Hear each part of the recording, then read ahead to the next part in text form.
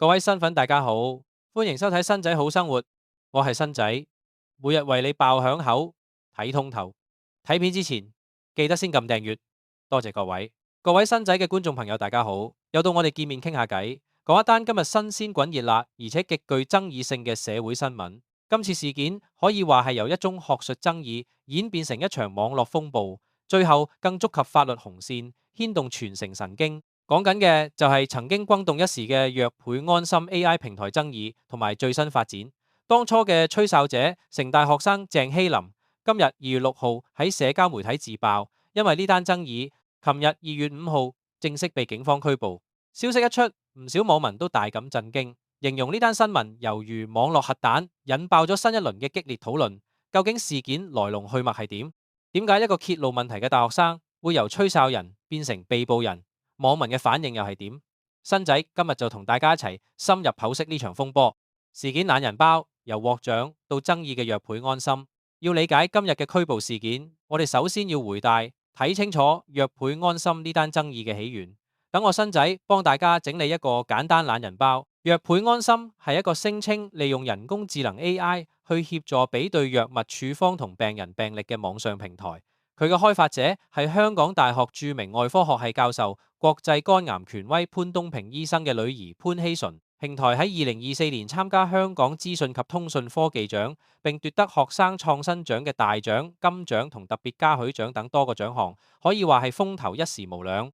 不過，去到去年6月中，事件出現180度逆轉，平台被媒體同網民質疑涉及原創性問題，有指控指出，平台可能並非如聲稱般完全自主研發，甚至牽涉到請槍，即係揾人代做嘅嫌疑。同時，平台處理極度敏感嘅病人、藥物同病歷資料，亦引起大眾對病人私隱安全嘅極大憂慮。喺呢場爭議入邊，一位好關鍵嘅人物出場，就係當時嘅城市大學學生鄭希林。佢透過社交媒體等多個渠道積極發聲，揭露同質疑約倍安心平台嘅種種問題。佢嘅行動被唔少網民視為勇敢嘅吹哨者 （whistleblower），即係將機構或個人可能存在嘅不當行為公諸於世嘅人。面對洶湧而嚟嘅質疑，潘希純本人及其父母潘東平教授同太太彭詠芝亦作出回應。潘希純曾接受傳媒訪問，堅持項目屬首創。而喺舊年8月，潘氏夫婦更發表聯合聲明，一方面強調約倍安心嘅原創性屬於女兒，但係同時以女兒精神健康為理由，宣布自願放棄所有相關獎項，希望平息風波。然而喺呢份聲明入邊，潘氏夫婦亦對鄭希林作出嚴厲指控。佢哋指鄭希林嘅言行已遠遠超過一般善意吹哨人本該使用嘅合理方法，更直指有人喺網上不斷欺凌女兒，例如曾經用潘希純嘅相片配上2025香港小姐選舉議員之類嘅標題，引來網民對其樣貌同身材作出討論。夫婦二人否認曾對鄭希林作出任何威脅或者滋擾。根據香港01報道同鄭希林本人喺社交平台 Threads 上嘅公佈，警方喺2月5號下晝以未獲資料當事人同意下披露其個人資料，而該披露造成指明傷害嘅罪名，拘捕咗一名24歲嘅鄭姓女子。報道指，被捕人經警戒後承認透過個人社交平台賬號發佈過相關貼文，案件交由港島總區重案組跟進。鄭希林今日喺 Threads 公開咗由警方發出嘅發俾被捕人嘅通知書，上面清楚寫有佢中英文全名。佢表示案件已進入法律程序，基於法律考量，現階段唔方便作出評論。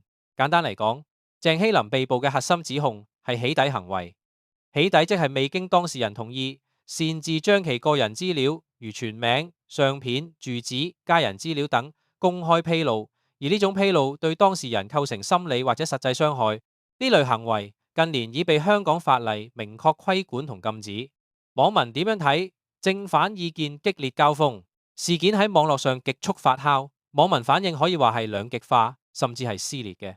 我綜合咗各大討論區同社交平台嘅意見，大致可以分為以下幾個陣營：一、支持鄭希林，憂慮吹哨者被打壓。好多網民對鄭希林被捕感到憤怒同憂慮，佢哋認為鄭希林最初嘅動機係揭露一個涉及公眾利益、醫療 AI 可信性、病人私隱嘅潛在問題，行為具有公益性。佢哋擔心今次拘捕會傳遞一個寒蟬效應，將來仲有冇人夠膽挺身而出，指出社會上嘅不公同問題。有網民留言：如果吹哨都要坐監，以後所有黑幕都可以收收埋埋。佢哋認為，即使鄭嘅手法可能有爭議，但應該聚焦翻最初揭露嘅問題核心，而非用起底罪名將事件焦點模糊。二、支持執法，認為起底過咗界。另一邊廂亦有網民支持警方執法，佢哋嘅觀點好清晰。無論出發點係幾咁正義，任何人都唔可以凌駕於法律之上。起底行為對當事人造成嘅心理傷害同滋擾係確實存在嘅。佢哋引用潘氏夫婦聲明中提到嘅網絡欺凌例子，認為將討論由平台原創性引導至對開發者個人樣貌嘅攻擊，已經脫離咗理性討論嘅範圍，係需要法律規管嘅網絡欺凌。佢哋認為吹哨同起底係兩回事，後者必須受到制裁。但係三、質疑事件背後有權勢介入，當然亦都唔少陰謀論同質疑聲音。有網民將事件同潘東平教授嘅醫學權威地位聯繫起嚟，質疑今次迅速嘅拘捕行動會唔會涉及權勢階層對揭露者嘅打壓。呢種聲音反映咗部分人對社會權力不平等嘅深層次不信任。四、對網絡文化嘅反思。此外，有較為中立嘅網民就藉此事件反思香港嘅網絡文化。佢哋指出，網絡討論好容易由對事變成對人，甚至演變成情緒化嘅人身攻擊同起底。無論今次案件結果如何，大家都應該思考點樣可以建立一個更理性、更聚焦於議題本身，同時又唔會對當事人造成不必要傷害嘅公共討論空間。事件點解係網絡核彈？唔少網民用核彈嚟形容今次事件，絕對唔係誇張，因為佢引爆咗幾個極之敏感、極之關鍵嘅社會爭議點。公眾知情權 vs 個人私隱權，吹哨者揭露可能涉及公眾利益嘅資訊，呢個權利嘅邊界喺邊？當佢嘅手段涉及披露他人個人資料時，法律同道德上應該點樣平衡？網絡言論自由 vs 法律規管，網絡空間嘅言論自由並非無限度，起底相關法例嘅設立，正正就係要畫出一條紅線。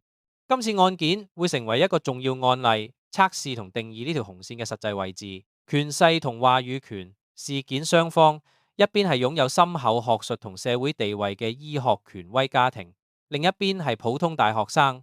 呢種權力差距會唔會影響事件嘅處理同公眾觀感，令好多人產生對小蝦米、對大鯨魚嘅天然同情？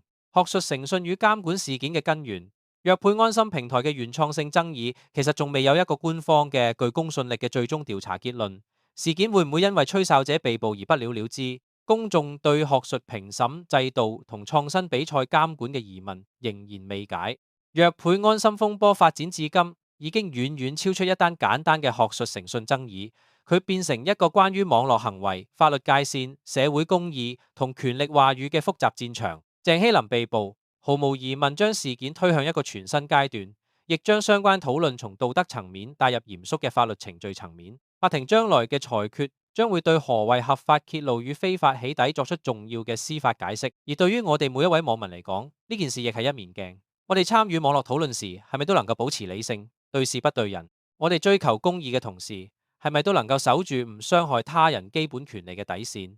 事件肯定會繼續發酵，大家又點睇呢？你認為鄭希林被捕係維護法律公正嘅必要一步，定係對吹哨者嘅不合理打壓？網絡揭露嘅度應該點樣掌握？歡迎留言，同新仔一齊理性討論下。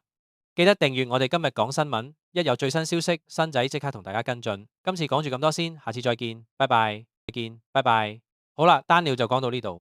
如果覺得新仔分析得唔錯，記得撳個 like、留言同埋分享出去，最緊要係訂閱新仔好生活頻道。你嘅每一個支持都係我哋最大動力，多謝晒。